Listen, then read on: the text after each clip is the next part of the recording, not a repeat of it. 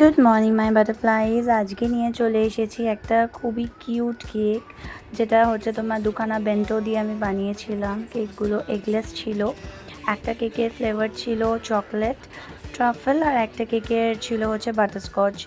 So আজকের কেকটার যেটা main ব্যাপার, যে আমি ফার্স্ট টাইম একটা বেসে এরকম দুখানা কেক একসাথে বানিয়েছি, যেটা আমার কাছে বেশ ইন্টারেস্টিং ছিল, কারণ এরকম কেক খুব একটা কেউ অর্ডার করে না।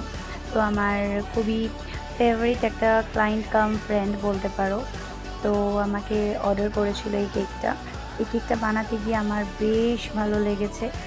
আর সবচেয়ে ভালো লেগেছে এই কেকটা করার পরে এটার লুকটা ভীষণ ভীষণ ভীষণই ভালো এসেছিলো।